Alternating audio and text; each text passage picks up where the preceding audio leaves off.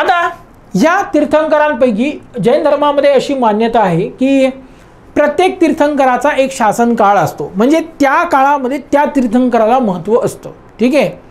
हे तीर्थंकर कोण, तर आत्ताचा ज्यांचा शासन काळ चालू आहे ते म्हणजे वर्धमान महावीर हे जे तीर्थंकर आहेत त्यांचा आता शासन काळ आहे. या वर्धमान महावीर यांचा शासन काळ संपल्यानंतर पुढचे नवीन 24 तीर्थंकरांचा दर्जा देण्यात येईल.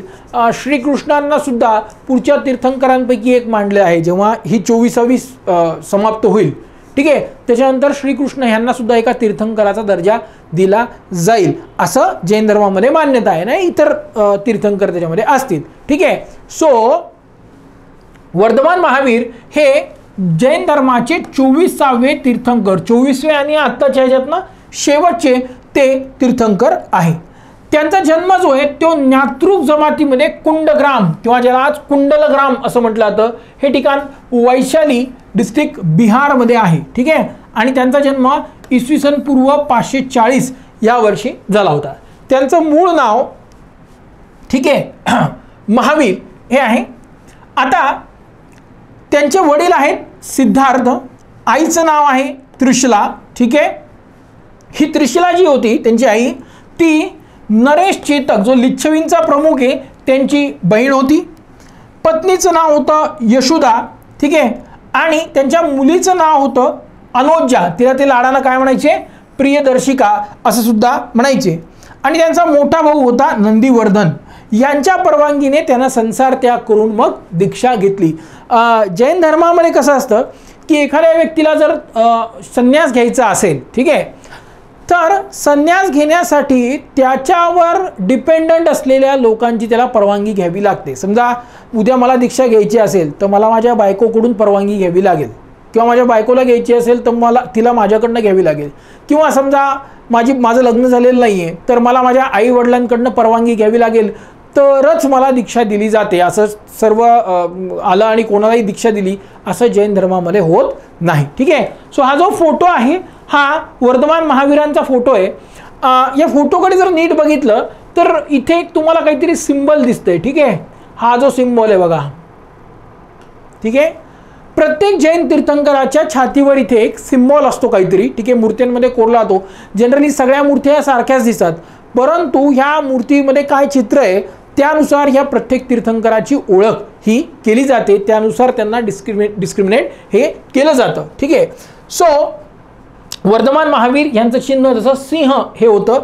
आणि त्यांनी भाऊ नंदीवर्धन यांच्या परवानगीने वयाच्या 30व्या वर्षी यांनी काय केले, संन्यास घेतलेला होता. सेम गौतम बुद्धांचं सुद्धा बघा, त्यांनी 29व्या वर्षी संन्यास घेतला होता. ठीक आहे. दोघांचं जवळपास सारखंच इथे आहे. आता वर्धमान महावीर यांनी 12 वर्ष तपस्या केली. ठीक आहे. 12 वर्ष त्यांनी तपस्या केली आणि त्यांना केवल ज्ञान, ठीक आहे, पूर्ण ज्ञान त्यांना प्राप्त झालं. ठीक आहे.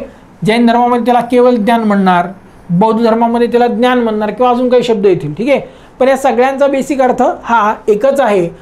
एकदा ज्ञान मिळालं की त्याच्यानंतर त्यांना केवली म्हणजे असा व्यक्ती ज्याला केवल ज्ञान मिळालेलं आहे, जिन आणि महावीर या उपाधी देण्यात आल्या. ठीक आहे. या वेगवेगळ्या नावांना त्यांना बोलवलं जातं. ठीक आहे.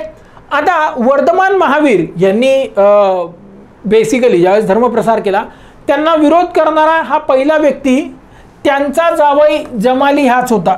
ठीक आहे. त्यांचा जावई जमाली हाच होता. मात्र नंतर तोच त्यांचा वर्धमान महावीरांचा शिष्य बनलेला होता. ठीक आहे.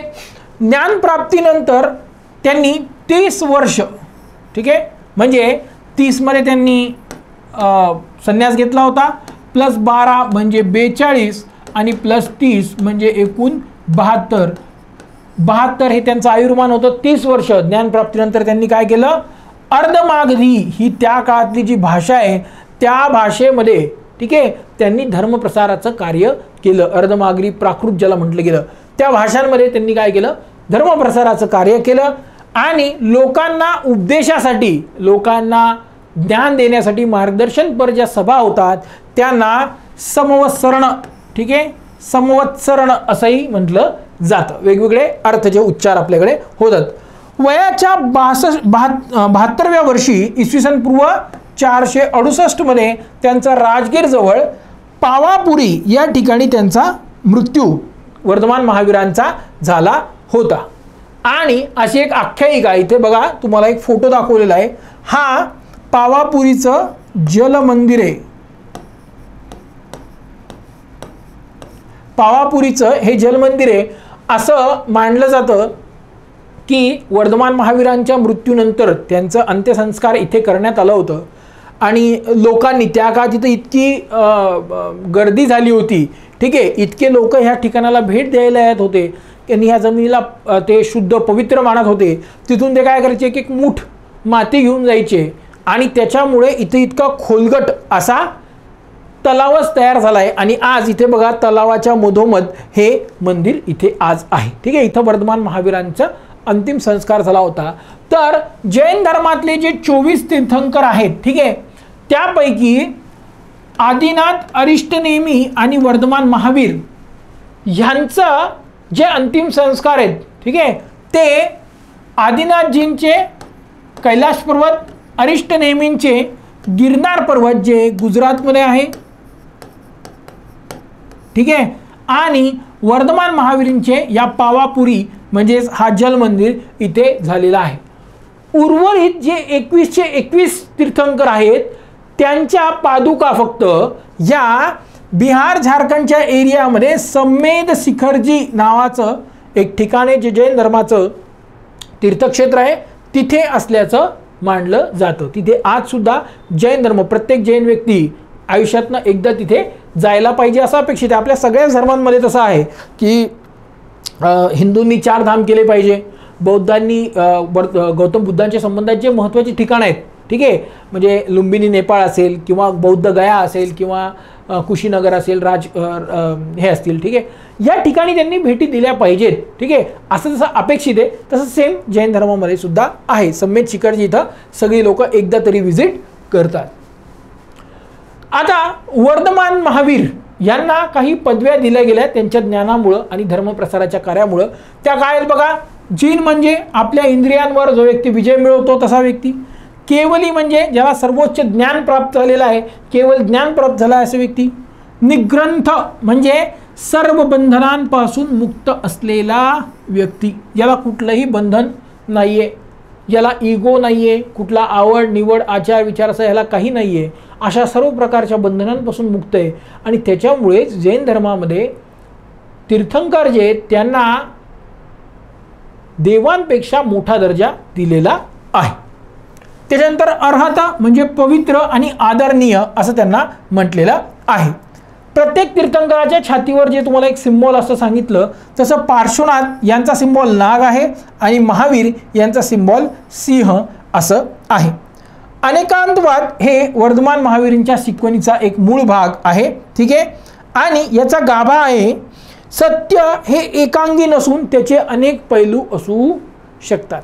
ठीक आहे, समजा आपण एक ग्लास घेतला आणि म्हटलं की हे ग्लास अर्धा भरलेला आहे आणि कोणी म्हटलं की ते ग्लास अर्धा खाली आहे, तर दोन्ही बरोबर आहेत, दोन्ही चूक नाही आहेत.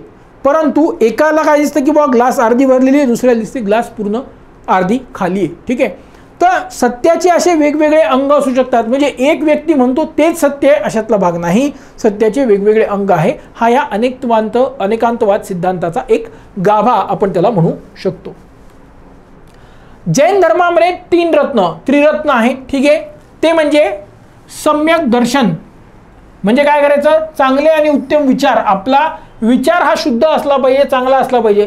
भारतीय सभ्यतेमध्ये आपण नेहमी म्हणतो चांगला विचार करायचा. ठीक आहे, आपले आईवडील मोठे लोक जे असतात आपल्याला नेहमी शिकवून देतात काय, चांगला विचार करायचा नेहमी, दुसऱ्याचा वाईट विचार करायचा नाही. म्हणजे काय, सम्यक दर्शन. ठीक आहे, सम्यक ज्ञान म्हणजे चांगलं ज्ञान मिळवायचं आणि सम्यक चारित्र्य ह्याला सर्वात जास्त आपल्या समाजामध्ये, भारतीय समाजामध्ये महत्त्व आहे.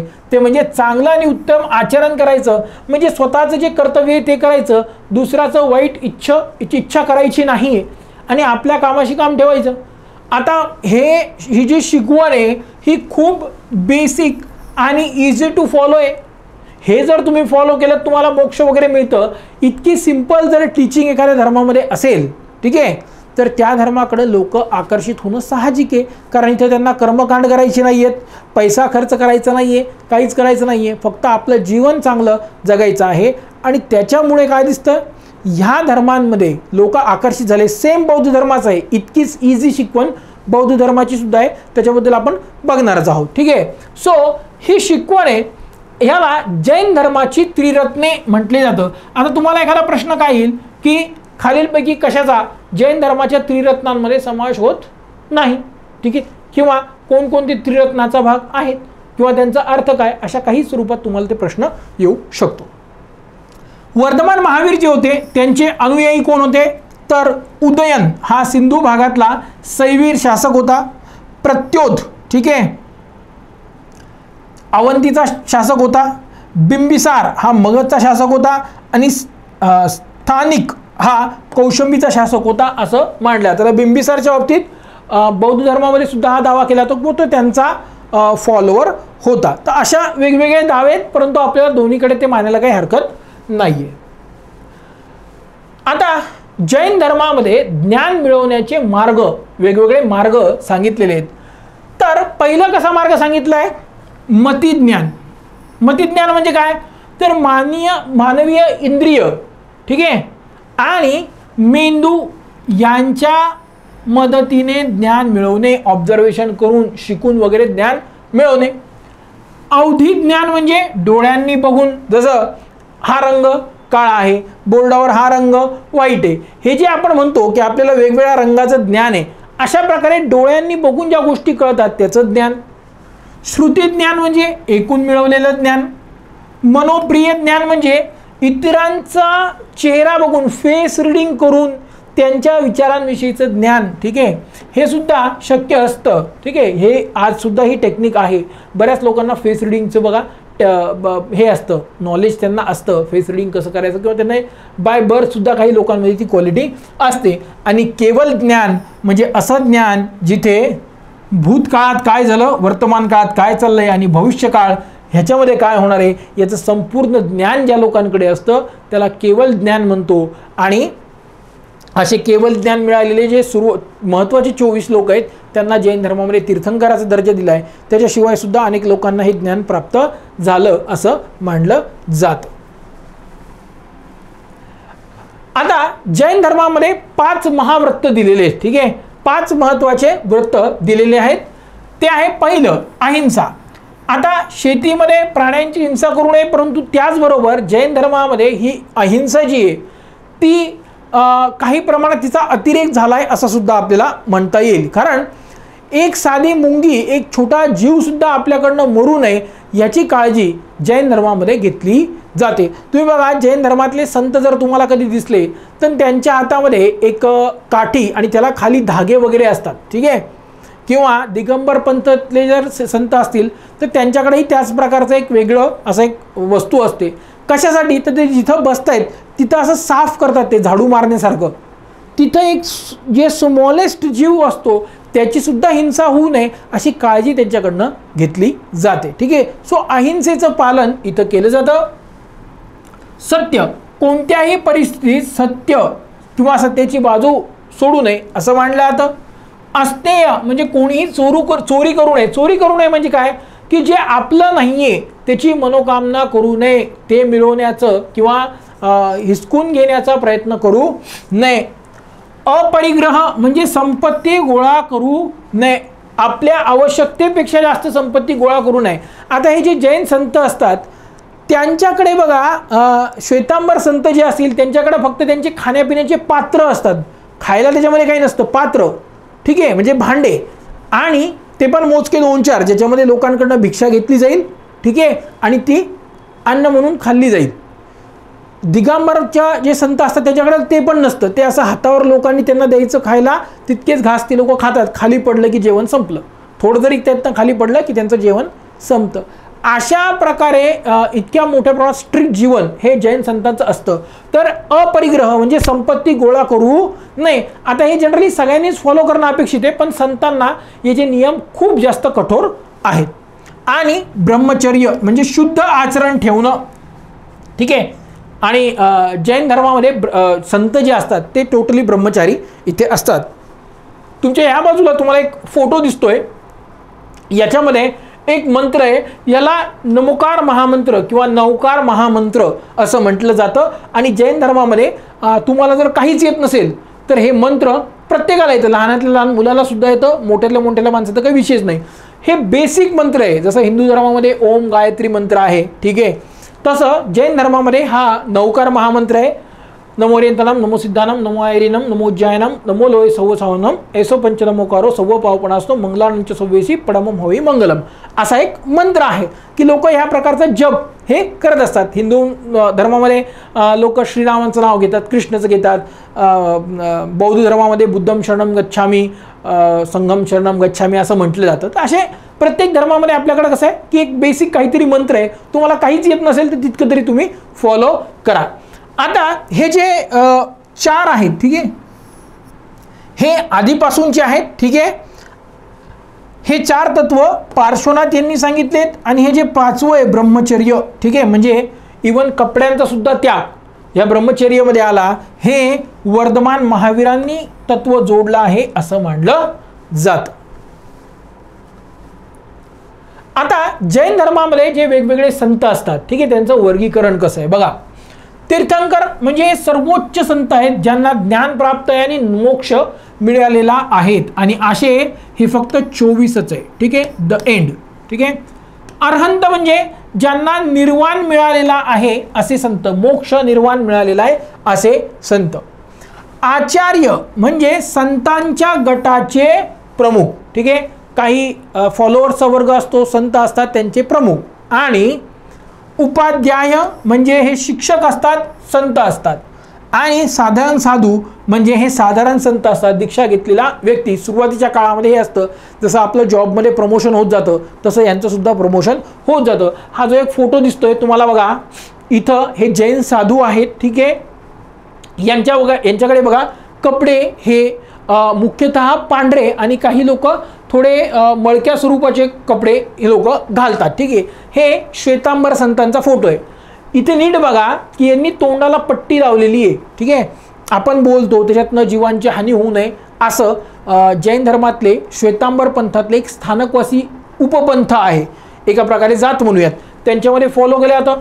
इथे बघा हे जे एका प्रकारचं झाडूसारखं जे आहे त्याला पुंजणी असं म्हटलं जातं, ठीक आहे.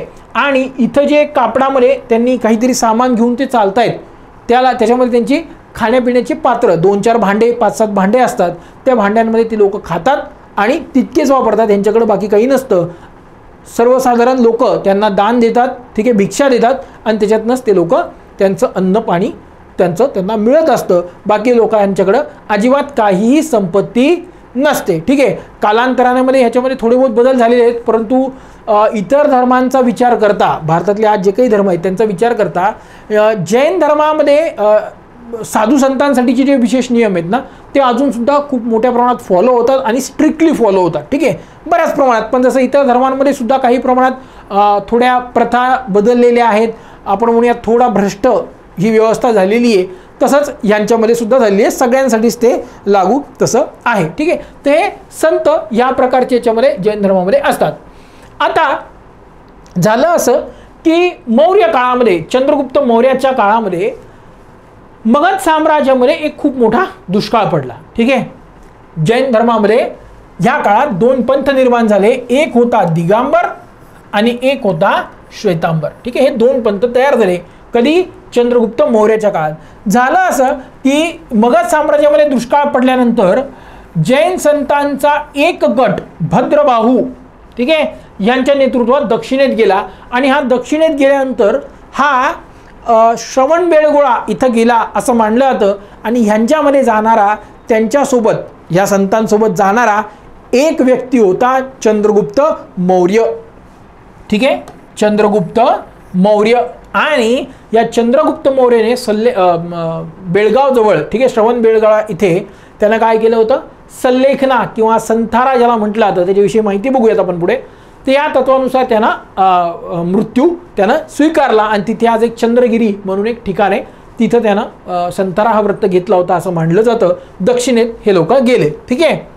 आता हा जो गट श्रवणबेळगोळा इथं गेला होता त्यानं जैन धर्माचे जे नियम आहेत जे वर्धमान महावीरांपर्यंतचे होते ते म्हणजे निर्वस्त्र राहायचं, वस्त्र घालायचे नाही, कापडे घालायचे नाही. इतक्या लांब जाऊन सुद्धा सगळ्या हालापेष्टा सहन करून सुद्धा या वर्गानं काय केलं, हे निर्वस्त्र राहण्याचा नियम ह्या लोकांनी पाळला.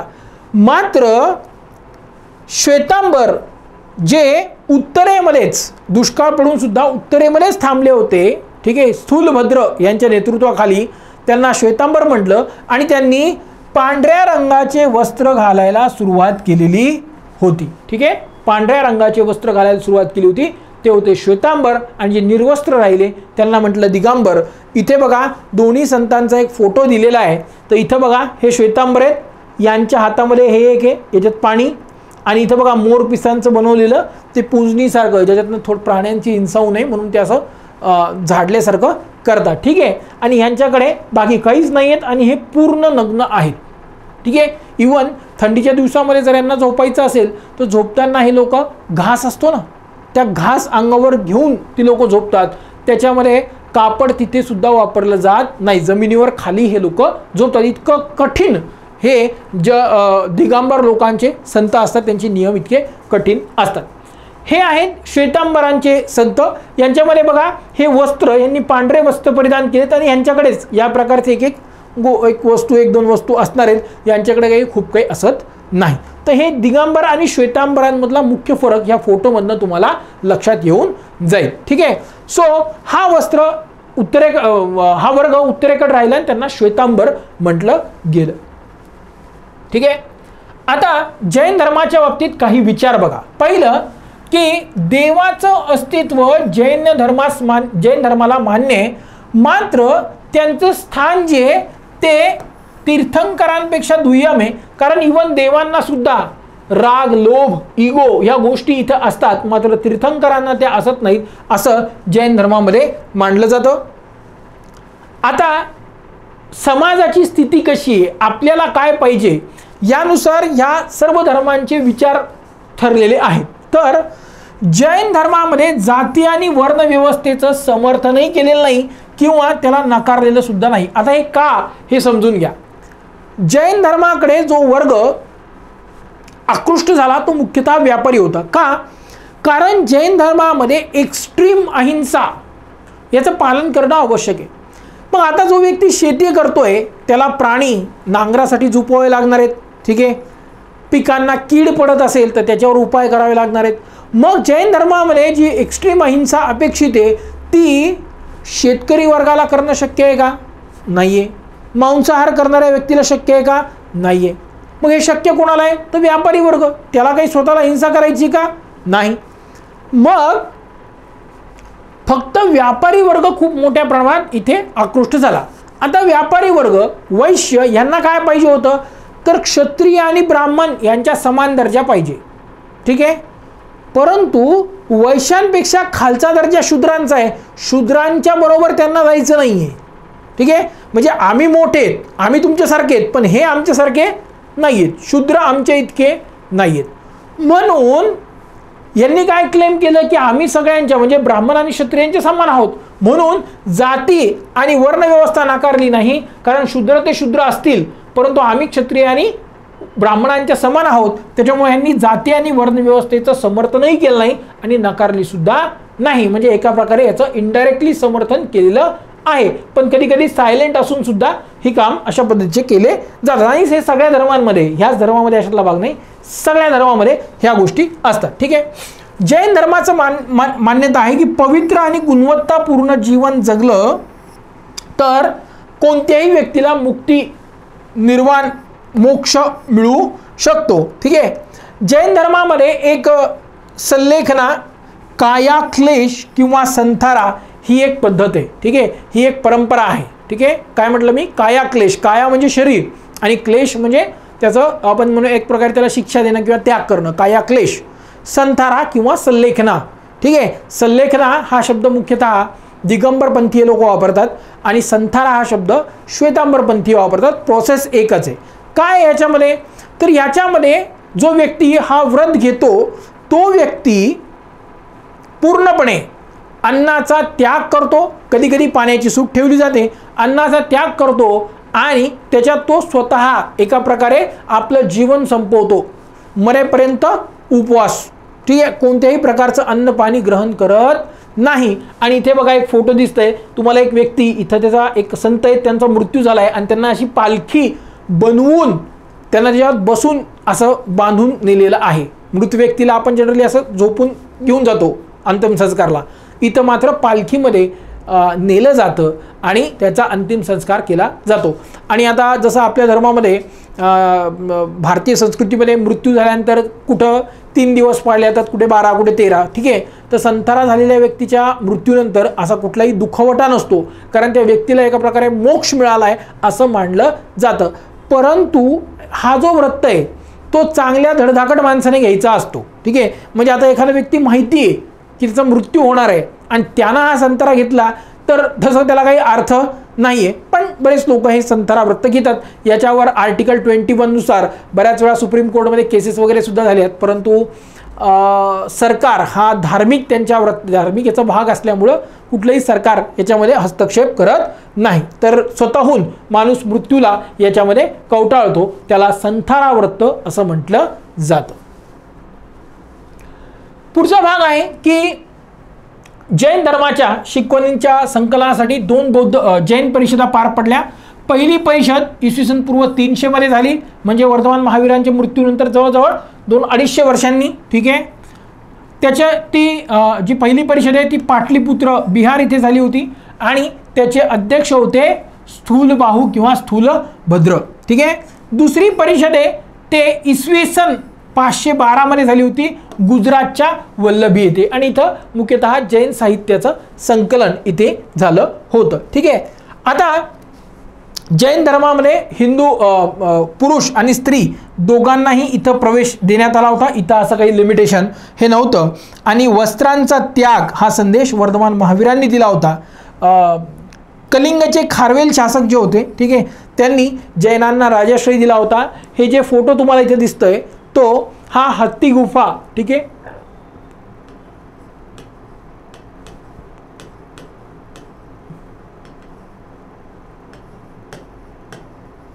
हत्ती गुफा शिलालेखाचा, ठीक आहे, हा फोटो इथे आहे, ठीक आहे. याच्यानंतर आता जैन धर्म जो आहे तो नियम यांच्या बाबतीत, राहणीमान यांच्या बाबतीत बराच कर्मठ राहिला, थोडासा नाही बराच कर्मठ राहिला. मात्र जसा बौद्ध धर्म इसवी सन 12व्या शतकाच्या आसपास हा बौद्ध धर्म भारतातनं जवळजवळ लुप्त झालेला होता, ठीक आहे, तो लुप्त झाला, तसा मात्र जैन धर्माच्या बाबतीत झालं नाही.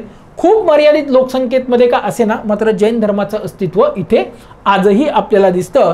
साधारणतः 2011च्या जनगणनेनुसार जैनांची संख्या भारतामध्ये फक्त 48 लाख इतकी आहे, ठीक आहे. ॲक्च्युअली ती जास्त आहे, कारण आपण काय करतो, लिहिताना हिंदू जैन लिहून टाकतो, कोणी असं हिंदू नावाच्या पुढे टाकतात, काही लोकांना माहीत नसतं तर ते भरणाराच मनाने भरून टाकतो. तर ॲक्च्युअल लोकसंख्या थोडी बहुत जास्त असेल, 48 लाखाची 1 कोटी असेल जास्तीत जास्त, तितकी पण नसेल, पण एक असं म्हणू शकतो आपण. परंतु हे जैन धर्म सतत हजारो वर्ष आपलं अस्तित्व टिकून इथं आजही आहे, ठीक आहे. जैन ग्रंथ हे मुख्यतः प्राकृत भाषेमध्ये दिसतात. आज सुद्धा ह्यांचं साहित्य हे प्राकृत भाषेमध्ये आहे. धर्मामध्ये जे मंत्रतंत्र आहे, ठीक आहे, पूजा पद्धती जी आहे ती आज सुद्धा प्राकृतमध्येच इथे आहे, ठीक आहे. आणि जैन धर्माच्या साहित्यामुळे अनेक प्रादेशिक भाषांचा विकास इथे झाला, त्यांचा उदय सुद्धा झाला. जैन धर्माच्या साहित्याच्या लिखाणासाठी अर्धमागधी या लिपीचा वापर केला जात होता. वल्लभी हे जैनांच्या साहित्याचं केंद्र आहे, जिथं दुसरी जैन परिषद भरलेली होती आणि जैनांनी सर्वप्रथम व्याकरणाची रचना केली असं मानलं जातं. आता जैनांमध्ये जे साहित्य आहे, ठीक आहे, त्या साहित्यामुळे कन्नड भाषेचा विकास झाला. जे दक्षिणेकडे गट गेला होता, ठीक आहे, श्रवणबेळगोळा इथे, त्या ह्याच्यातनं कन्नड भाषेचा पुढे विकास झाला असं मानलं गेलं. अनेक जैन संतांनी संस्कृत भाषेत सुद्धा लिखाण केलेलं आहे. सुरुवातीपासून जैन हे मूर्तिपूजक नव्हते, नंतर मात्र हळूहळू मूर्तिपूजेचा स्वीकार झाला आणि आज तुम्हाला जी मोठमोठी मंदिरं दिसतात या मंदिरांमध्ये अक्षरशः अब्जावधी रुपये खर्च केले जातात, अब्जावधी रुपये यांच्याकडे देणग्या पडलेल्या असतात, मग तो पैसा कुठेच वापरता येत नाही, असा प्रचंड पैसा यांच्याकडे पडलेला असतो. आणि हे आता खूप मोठ्या प्रमाणात मूर्तीपूजक जैन लोक हे झालेले आहेत.